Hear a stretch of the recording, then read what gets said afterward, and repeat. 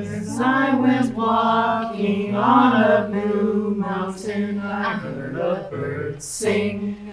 Cuckoo, as I went walking on a green mountain, I heard a bird sing. Cuckoo, as I went walking on a black mountain, I heard a bird sing. Cuckoo, as I went walking on a black mountain, I heard a black mountain, I heard a bird sing. Cuckoo, as I went walking on a black mountain, on a black mountain, I heard a bird sing. Cuckoo, as I went walking on a black mountain, on a black mountain, I heard a bird sing.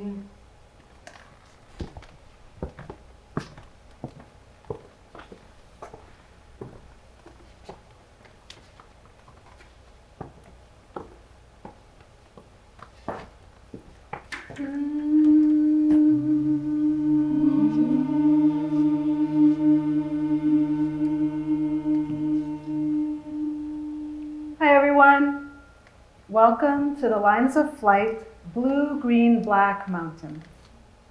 We, the performers, have just done our tuning and warm up for the show, and now it's your turn to get grounded and ready. So, will you please hum with me on the count of 3? 1, 2, 3.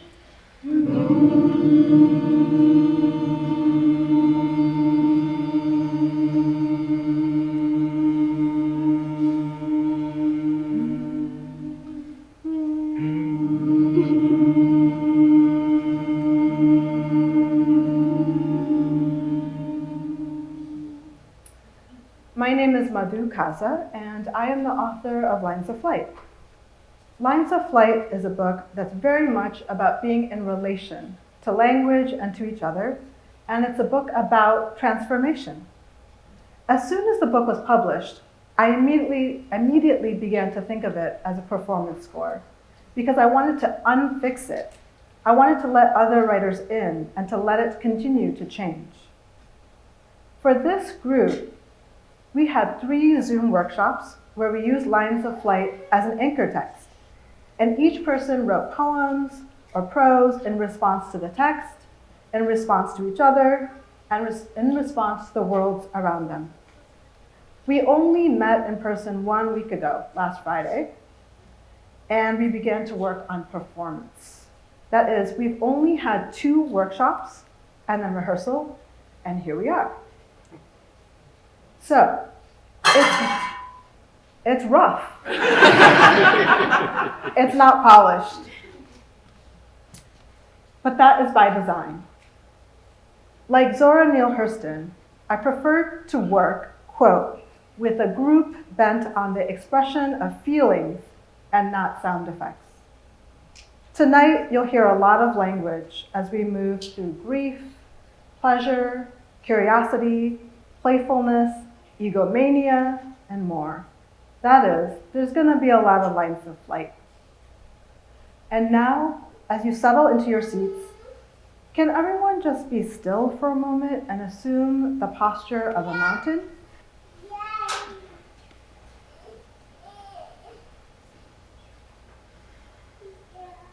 And now, going from this side to this side, can I ask you to do the wave?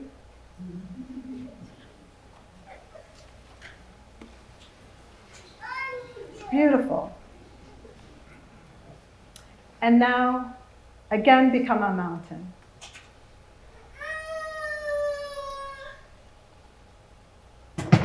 And take a breath.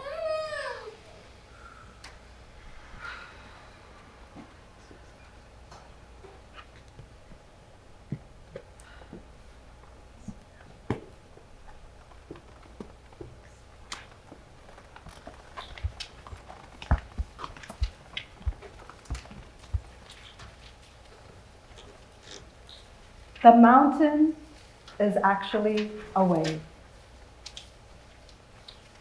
A few years ago, when I was stuck at home, the world felt like a void, and the days felt curiously quiet. It was an isolating time. Most days, I scrubbed potatoes, that kind of thing. I stared at squares on screens. I typed and hit send. I sat and sat and sat and sat. I found the world impossible to understand, and it harrowed me. I looked out my window, grateful for distances, and occasionally I flew. I flew across the city. Afterwards, I never remembered where I went, but there was a trace, a sensation around my ribs, where earlier the wind had pushed up against me. A feather feeling. The flights were wordless, but later in my chair, where I sat and sat, I did collect them. Words like furs, spine, slake, jingle. One day I had a video call with A, whom I first met in 2017. An Indigenous activist, artist, and college student, A is a sensitive thinker whose confidence in language wavers. They are guarded, skeptical of institutions and authority, and determined to stake out a meaningful path for themselves. A wanted to talk because they'd been commissioned to make an artwork for a gallery on the Lower East Side. They were thinking about translation and decided that their piece about listening to plant life would be in the form of writing. They talked through some ideas and then recounted an experience they once had while sitting in an herb garden in upstate New York. It was a time, they said, when they felt that there was nothing around them that they wanted to throw paint at. In my class, I had asked students to throw white paint on predictable parts of their own writing. A was trying to investigate that moment of connection, that utopian flash. They asked me if I could help them, if I could offer questions and feedback as they developed their piece. They needed help, they said, because I write in cliché and flower language. When A said that, when they said, I write in cliché and flower language, all the yeses nearby dropped their petals at my feet. I thought, flower-lit cliffs, but I couldn't remember where I'd read that. Hearing their mistake, I said, yes, that is your answer to cliché. Write in flower language. I know you meant flowery, but you have your answer, write in flower. And as I spoke to A, I could picture flower-lit cliffs in the fading light of the day in my room where I was sitting, but I did not say the words out loud, though now I remembered who wrote them, and I heard the echoes of the ancients. I offer flowers, I plant flowers, I pick flowers, I pick different flowers, I string them, I clothe you in flowers. I said to A, if you're writing against capitalism, say, you needn't write in the language of anti-capitalism. If you are listening to plants, drop down. Write flower language. Write by the light of flowers. And when we closed the squares of our conversation, I was grateful for A, for their doubts and questions, and the great gift of their error. But by then, I was sitting in the dark, and my skull was illuminated like those cliffs described by Alice Oswald, dreamt by Homer.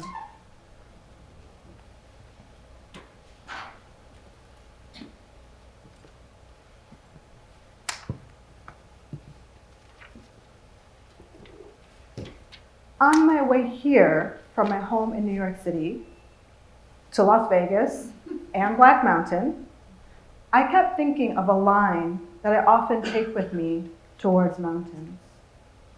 Green mountains are always walking. It's from the Mountains and Water Sutra, my favorite in the Zen tradition. Here's one passage that I love. The green mountains are always walking. Although they walk more swiftly than the wind, someone in the mountains does not notice or understand it. In the mountains means the blossoming of the entire world.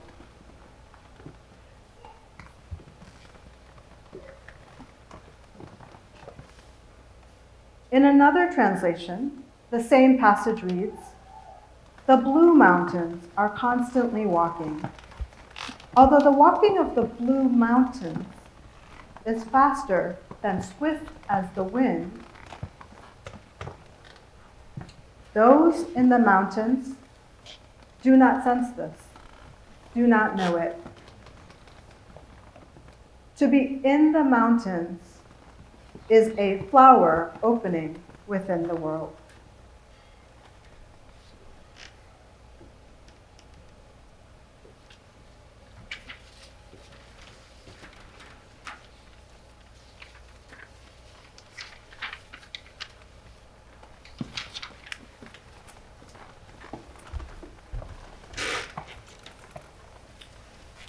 So, you may or may not understand this text, and a good translation will help, but only so much.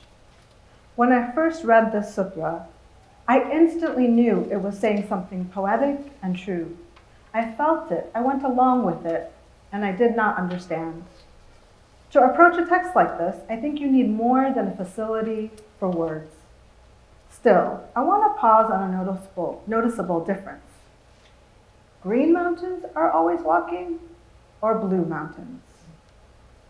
What I have come to understand is that in some languages, there is a single word that can mean blue, green, black.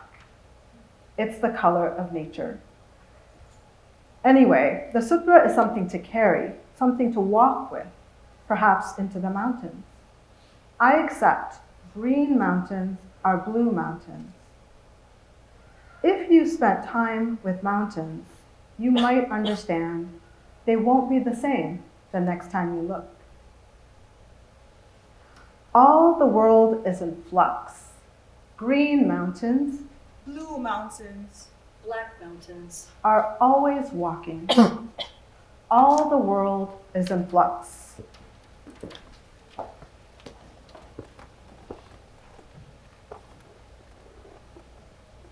I kindle the flicker, becoming the mystery of self. Sand furnace inflamed, hands polished to glass. The fire transforms, erupts in all colors, hued light through the rose window. Not words as limit, but the body's extension, tethered in my hearing, to lips speaking in the silent surface of world. The eye is the first circle, the widening horizon, the second, and awe and on and all beyond. Seeing is becoming, focused by the lens, and every pane of glass is still whole. Shadows under a bush, the shading flicker by the brook bank. Comfort. The echo, not the plea. Or how the silence before sound breaks inflects sharper than silence after.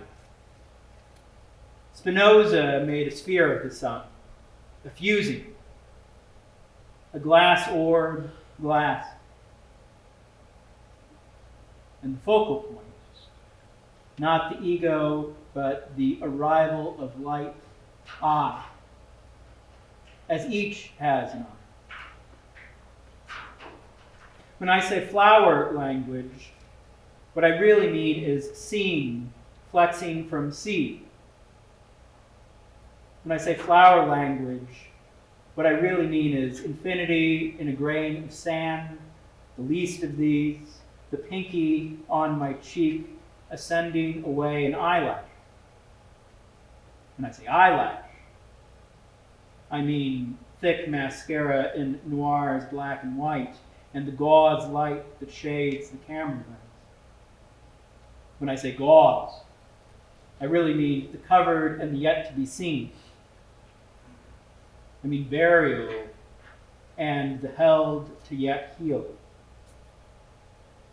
When I say burial, burial says to me, we return to the earth, says what speaks beneath groundwater.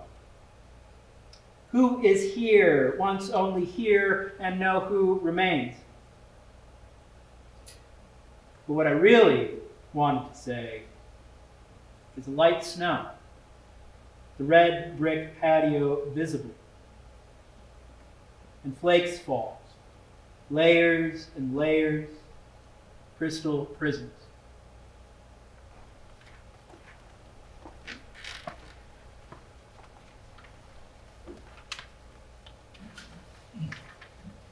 All the world is in flux. Green mountains, blue mountains, black mountains are always walking. The Roman poet Ovid knew something like this. Here is translator Anthony S. Klein reciting the opening of the Metamorphoses. I want to speak about bodies changed into new forms. You, God, since you are the ones who alter these and all other things, inspire my attempt and spin out a continuous thread of words from the world's first origins to my own time. We can read Ovid's continuous thread of words that reached to my own time in the frame of Roman history and empire, in which case the transformations of the world culminate in Augustus Caesar's reign. But Ovid also knows that change does not cease, and my instinct is to consider if my own time keeps going. At the very least, through translation, it does. It's a commitment to ongoingness, and by ongoingness, I don't mean the maintenance of things as they are, but rather their coming and going and transforming through you, past you, that makes the poet Alice Oswald's variations on Homer so thrilling. Oswald is not a conventional translator. In some works, you could say that she's a translator of waters. It doesn't seem quite right to say she writes about waters. Oswald scrapes against the artifact of literature in order that it might breathe again. And I suspect that the vivid ongoingness in Oswald's work has to do with the heightened awareness of death and destruction. This offers one way to think about translation. No monuments made to monuments. Instead of focusing primarily on whether one thing, a translation, has the likeness of another, the original, we might also consider how one thing becomes another, and whether and how it might go on in its scattering and becoming. No monuments made to monuments. A heightened awareness of death and destruction.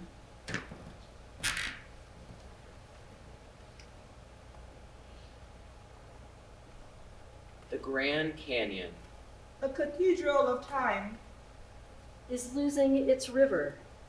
New York Times headline, Raymond Zong. Time untethers rocks older than organisms. The wild energy of river carves over eons softer rocks, leaves behind spires monuments, plateaus, through layers and layers, Permian, Pennsylvanian, Mississippian, Devonian, Cambrian, Precambrian, sandstone, limestone, shale, dolomite, granite, schist, natural erosion, not enough snow or rain truncates a river's flow. Dams interrupt, resist a river's flow. Folly endangers a river.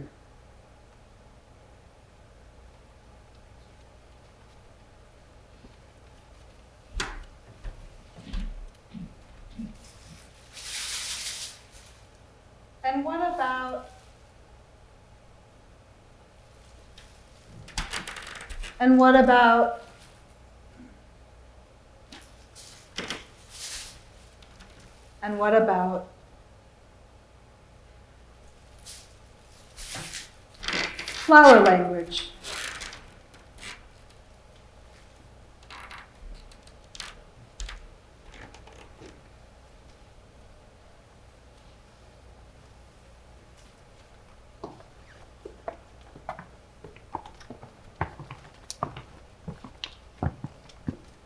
If the desert were a color, it would be yellow.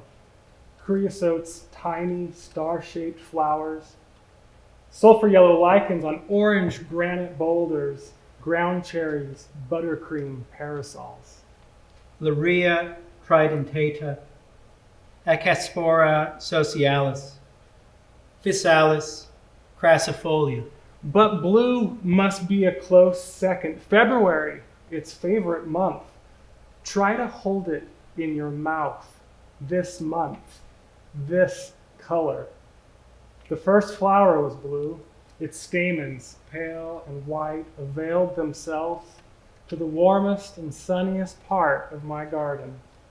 Desert bluebell, Vasilia campanularia. The possibilities for blue are rarely as rich as this, and glaucous leaves are much more common. They will be blue until they turn white with drought. Brittlebush, Encelia farinosa. But both are the color of the February sky, which bends toward each, its quality shifting with the quantity of water it carries. The other day, on a walk through a narrowing wash, red-orange berries parasitize small leguminous shrubs. Cat's claw acacia, Senegal gracie. The berries were rich, ripe, transparent with water, their backdrop a thin sky, as if it were veiling itself, ashamed of the depth of its blue. Desert mistletoe, Phradendron californicum. I walked until the gnarled, unruly ruler of this small riparian forest took hold of my heart and the heart of this wash. Its leaves were thin, leathery, blue. Shrubby, Quercus turbinella. Blue flowers are rare. They so often veer purple, but blue is more common than green. Deep in labyrinthian bristles, nestled among glaucids and spines, blue and yellow conspire to make green flowers emerge. Silver choya, Cylindroponietia echinocorpa. If the desert were a color, it would most certainly be yellow or blue. But once it was green.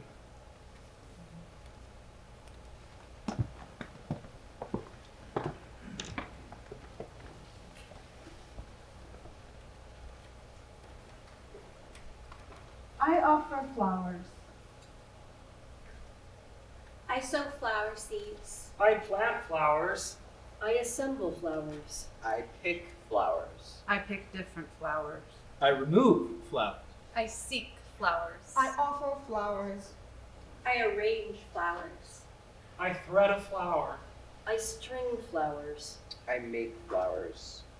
I form them to be extending, uneven, rounded, round bouquets of flowers. I make a flower necklace, a flower garland, a paper of flowers, a bouquet, a flower shield, hand flowers. I thread them. I string them. I provide them with grass. I provide them with leaves. I make a pendant of them. I destroy one with flowers. I destroy one with flowers. This flower offering is from a translation of the 11th book of the Florentine Codex. The Florentine Codex is the final manuscript of a multilingual, multi-authored, multi-decade project that attempted a comprehensive description of the 16th century Nahua world in the decades after the Spanish conquest of Mexico. The project, often referred to as Historia General de las Cosas de Nueva España, or General History of the Things of New Spain, was overseen by the Spanish Franciscan friar Bernardino de Sahagún, who worked with a team of native scholars, scribes, and artists to catalog the Nahua accounts of their gods, laws, ceremonies, ethics, social worlds, history, medicine, and natural history. The original manuscript is itself a translation. Divided into 12 books, it includes 2 verbal languages that run down each page in 2 columns, Nahuatl on the right side and Spanish on the left. The book also contains painted images, which form a 3rd pictorial language. The Florentine Codex is a marvel akin to an Aztec encyclopedia. But the conditions of its making were horrific. Unlike most of his fellow Spaniards, Sahagún took great interest in the preservation of the Nahuatl language. Nonetheless, he served an empire that operated through brutal subjugation. His humanistic work was founded on violence, and the underwriters of that violence alternately viewed his project with contempt, suspicion, alarm, and utilitarian interest. The Codex was made in concert with the obliteration of a world. Sahagún worked in a tradition that destroys life and converts the disappearance into an archive. That ruination from life world to artifact, that too is a continuous thread to my own time. But the Florentine Codex is multilingual, multi-authored, and so it's a work at odds with itself. The 3 languages tell different stories, and something vital leaks out between the tellings. Sahagún describes native rituals as devilry, and writes of the Nahua way of life as mistaken. At the same time, by dedicating his life to documenting Nahua culture during a century of plague, genocide, book burning, sound familiar? He was a collaborator on a project that exceeded its purpose in a Christianizing mission. Beyond his commentary and rhetoric, we get a book with hypnotic entries like this. Hua his teshochitl. It is an herb. Its leaves are green. Its blossom is blue. It is curved, like an eagle talon. It is green, blue, the color of the lovely cotinga. It curves, becomes green, is blue. Turns very blue. Becomes very blue. It is very blue.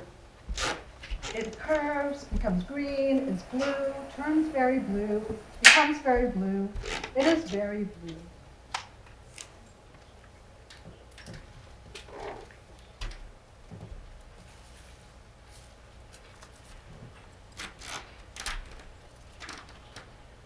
Does anyone here know the term line of flight? Please raise your hand.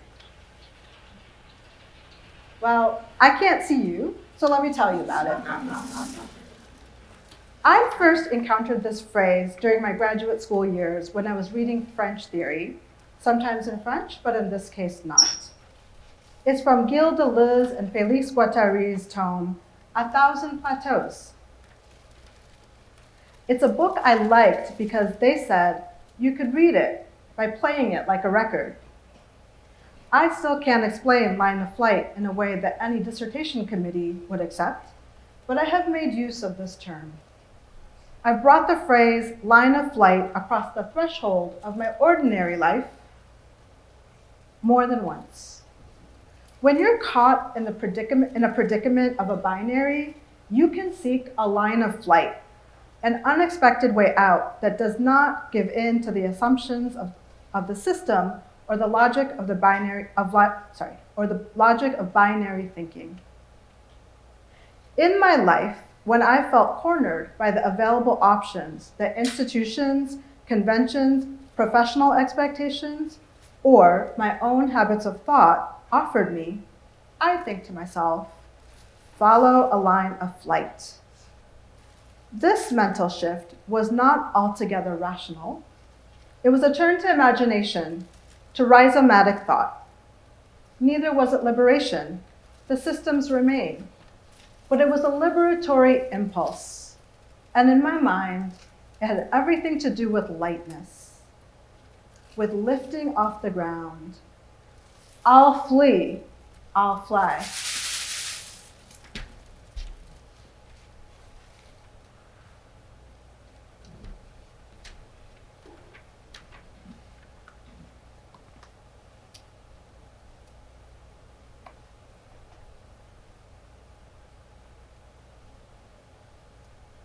Silence can be a line of flight. So too can a speech act that shakes off communication, that moves sideways from the conversation or interrogation at hand. In an essay on translation, Anne Carson speaks of three figures who wielded speech and silence against the maddening conventions of our world: Joan of Arc, Friedrich Hölderlin, and Francis Bacon, the painter. She argues that these three people, each in their own manner, battled cliches by throwing white paint at their expression. In Francis Bacon's case, this was literal, since he'd fling random whips of paint onto a finished canvas in order to disrupt its message. Joan of Arc would throw white paint by responding to her interrogator's questions with statements like this: "Ask me again next Saturday." In each case, the gesture of throwing white paint produces a moment of opacity and contributes to freedom, even if it can't ward off impending doom.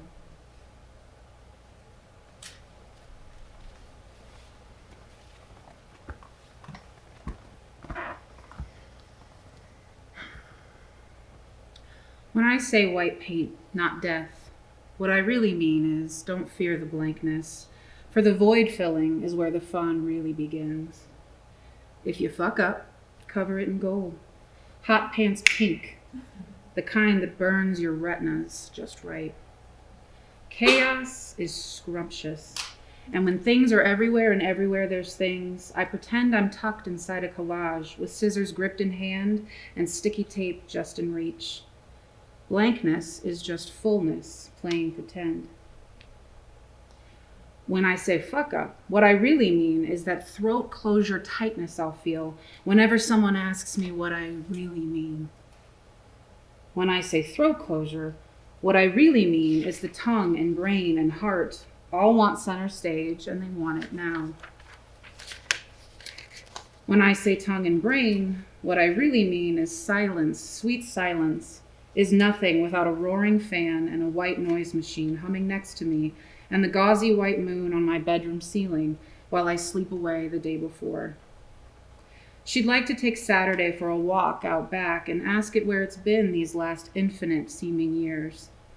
She looked forward to Saturday like a great horned owl hack-picking at its meal, more carcass than meat.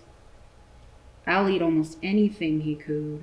as Sunday cracked the dawn in scratched kitchen pans and dragging feet. But really, she looked forward to Saturday because it meant both the sun and moon could finally rest their heads. He told me a story of a creature that once walked the earth so massive that when it finally fell apart somehow, its shrapnel of bones created what we now call mountains. His dragon made of zeros and ones distracted him for a little while, letting my bruises breathe. Abuses come half-baked, but oh, what sounds my hollow bones will make. What I really wanted to say is that I'm petrified of a silent dark, but I have the glow of every color now that keep me company while you sleep alone on a dead dog's couch, wondering where and how and who went all the very, very wrong. What I really wanted to say is that sometimes I'm afraid that my ego will be the death of me, but I wasn't born on a Friday night for nothing.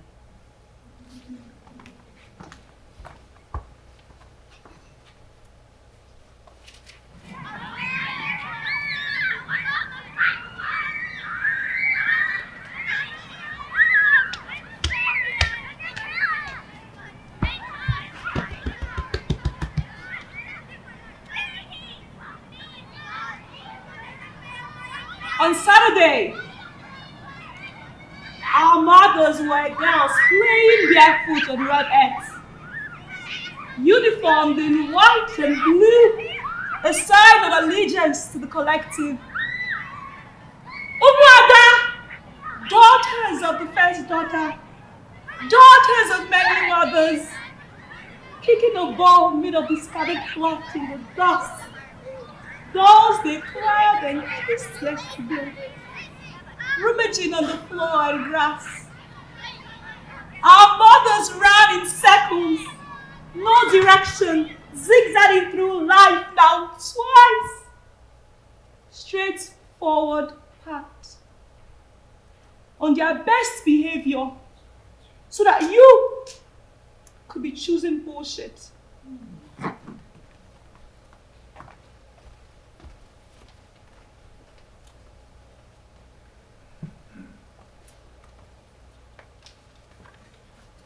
So, I made a mistake.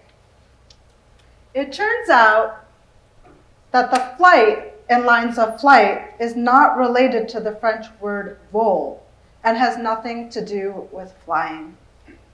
Brian Masumi, the translator of 1,000 Plateaus, explains that line of flight in Deleuze and Guattari's French is ligne de fuite. And fuite, he adds, means the act of fleeing or eluding, but also flowing, leaking. On the phone, my friend tells me about the chaos suggested by the word in French. Listen to what it's doing, she says. Say it out loud. Fuite. Fuite. Fuite. Fuite. Fuite. Fuite. Say it out loud. Fuite. Fuite. Fuite. Fuite.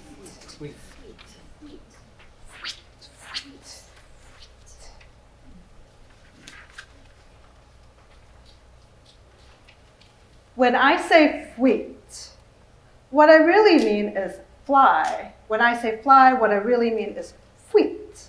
When I say fuite, what I really mean is fail. And when I say fail, what I really mean is flee. And when I say flee, what I mean is fjall, which is the Icelandic word for mountain. When I say fuite, what I really mean is fuite.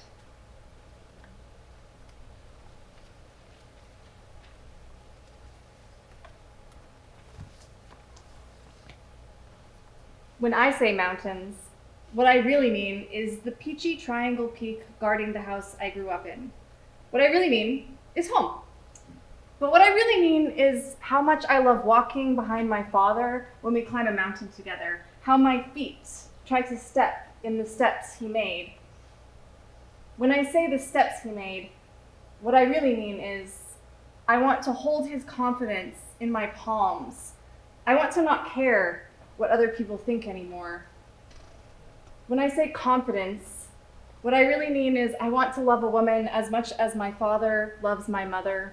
I want to kiss my girlfriend in front of the penguin exhibit at the Denver Zoo, or any zoo in any city, or in any city, or on any street, or outside my house, or anywhere outside. I want my love to be loud. When I say I want not to care, what I mean is I want my chest to relax. I want to sleep at night without dreaming. I want not to be afraid. I want to walk along the trail and only see how beautiful it is, not the yellow grass that is primed to burn. It doesn't belong here. When I say it doesn't belong here, what I really mean is change is difficult, and I don't know how to love this landscape with this grass that acts as kindling, this grass that feeds fire so hot the saguaros explode. Even a dead saguaro can be home to millions, but they can hold no life if they burn. This grass is hot, and the fire is hungry. It will leave nothing behind but ash and dirt and the seeds of that yellow grass waiting to grow back over the mountains I call home.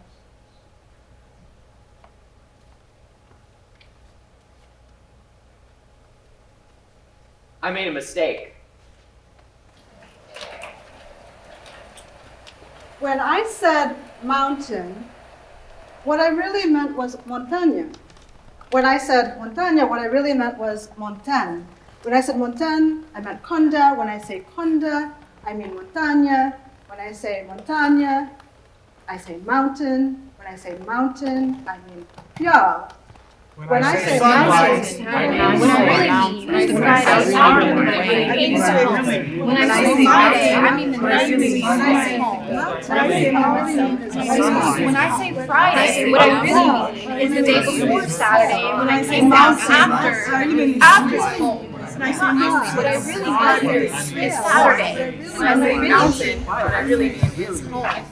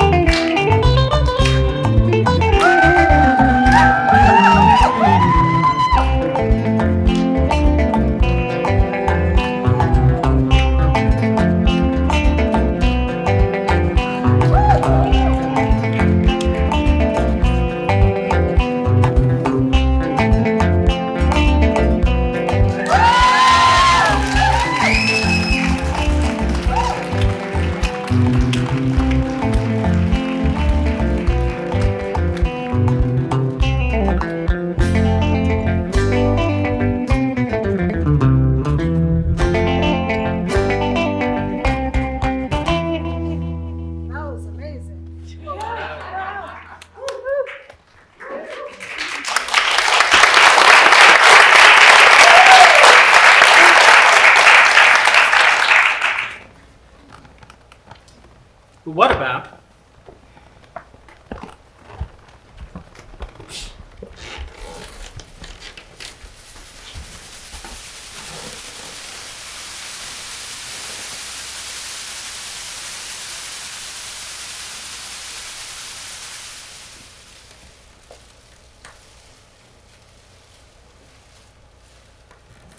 Silence can be a line of flight. The Tower of Battle is our refuge, too.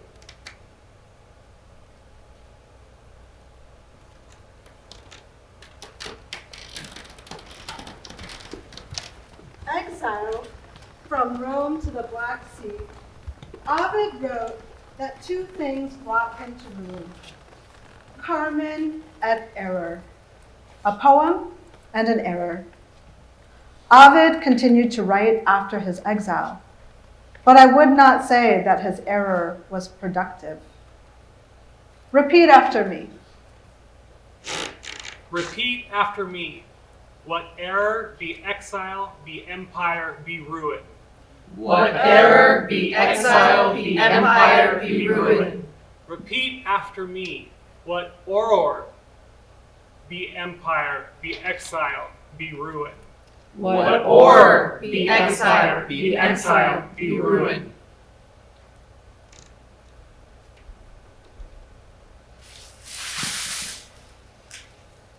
White paint on your horror.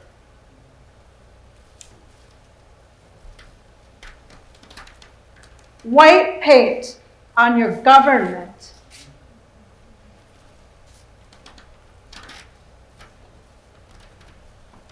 White paint on your binary. Actually, it's a spectrum. White paint on whiteness.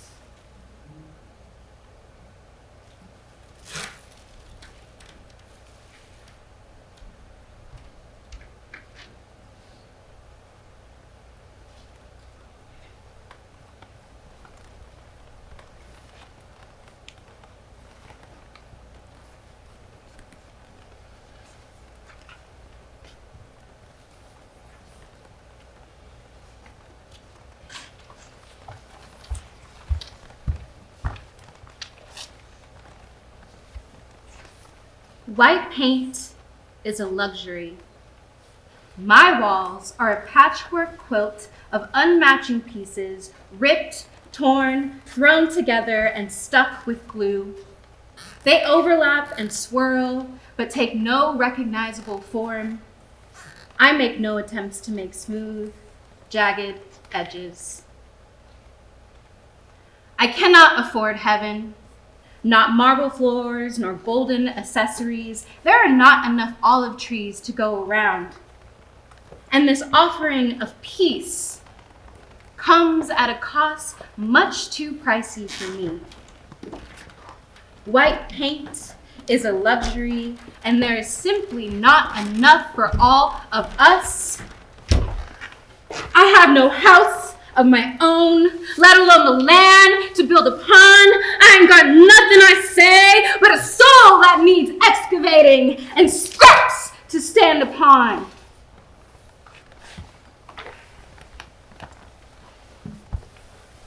But perhaps there are diamonds at my hips, a never-ending whirl stirring in my pelvic's bowl, the nectar of life at the meeting of my thighs, precious premium pearls at both ends of the tunnels of unduplicable production, the womb of all creation, a couple skin layers beneath a coconut brown belly button.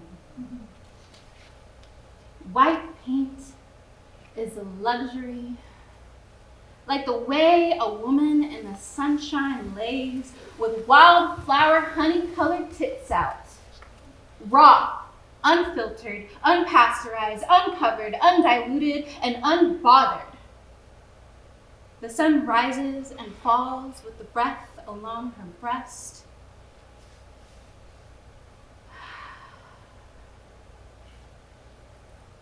A nipple, erect in the forest, is a mountain. This mountain is your pilgrimage, yet you carry a black bag of shame. White paint is a luxury. All winter we pray for snow-capped mountains to cover us and relieve our burned brown hills, to fill rivers that could at once cleanse, purify, and resurrect a dying valley. White paint is a luxury, yet we are the poor, drought-stricken, bedeviled, naked, uncivilized, kaleidoscope-colored, and lavishly black-tinted God children.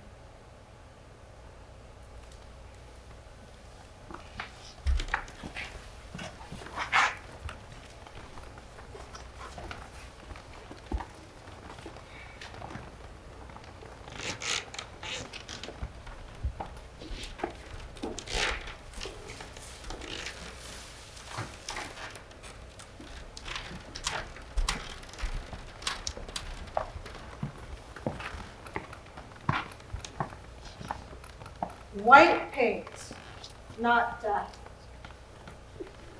A vivid awareness of death and destruction. How to go on given the state of the world. Horrors, errors. Homelands burning. Mental health. A river's loss. Fascism. Species extinction. Fire. Evil. Drought. I don't understand the world, and it ignites me. The Martinican poet and philosopher Edouard Glissant says, sometimes by taking up the problems of the other, it is possible to find oneself.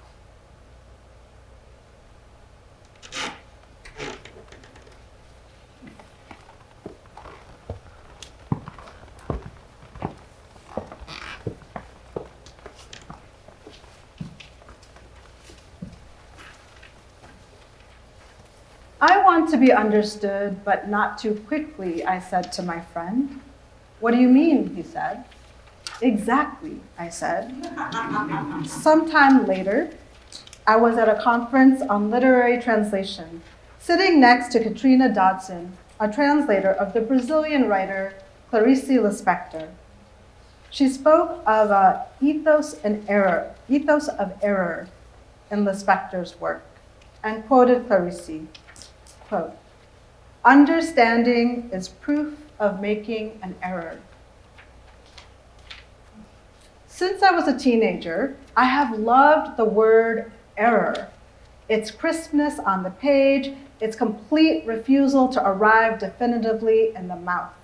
Say it, error, error, error, error, error.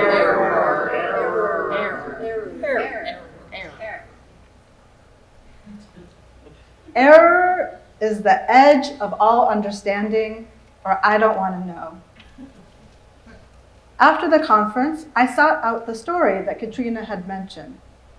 In Portuguese, it's called O Ovo e a Galinha. O Ovo e a Galinha. The egg and the chicken. Though in English, of course, which comes first, it's usually the chicken. Katrina writes, Clarice writes, moving into the point of view of the chicken. She doesn't know how to explain herself. I know that the error is inside me. She calls her life an error. I don't know what I feel anymore, etc. Katrina Clarice writes, etc., etc., etc., is what the chicken clucks all day long. The chicken has plenty of inner life. The chicken's inner life consists of acting as if she understands. Etc. is how I described myself a long time ago. My friend said he liked the jaggedness of the term, meaning, and everything else? Yes, everything. Yes, everything, I said, and so on and so on and on and on and on and on. I liked how he understood, but this was my error. a beautiful error, and also a void.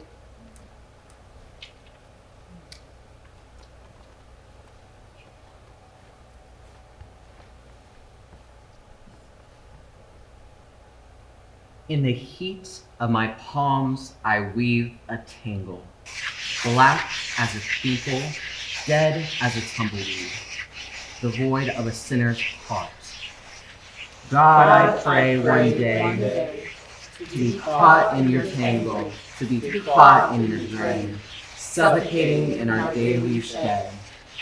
Instead, they multiply, so I fill jars in my voice. Fearing the day I have no more left to give. Won't you spare me a void?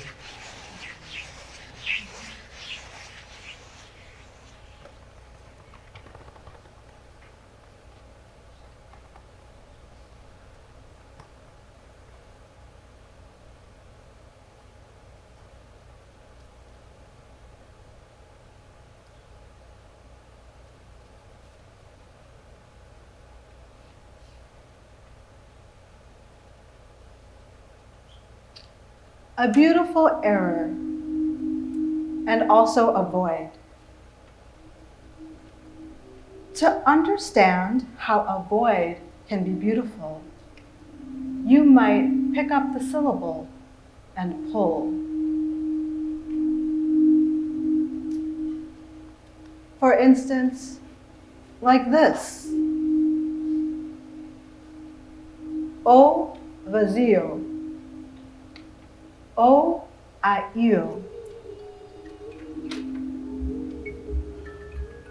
We lend our grief, our pleasure, our yearning, our voices to the vowels of the void. It won't be in harmony, but it will be with feeling.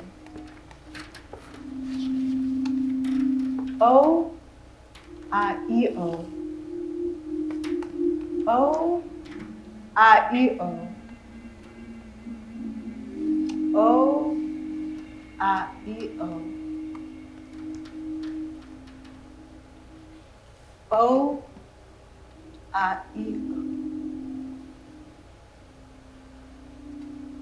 o.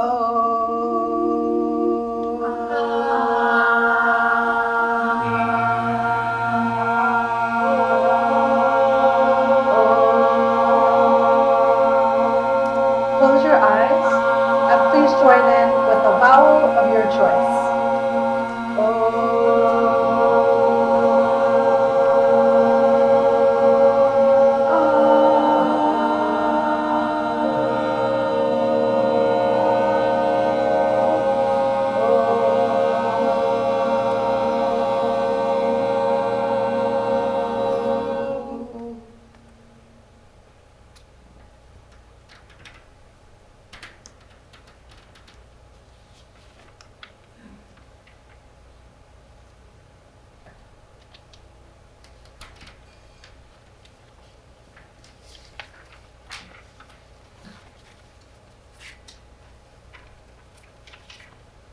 I want to understand, but not too quickly. To keep the world together. To prevent it from falling apart. Is this how to open the hinge of the worlds?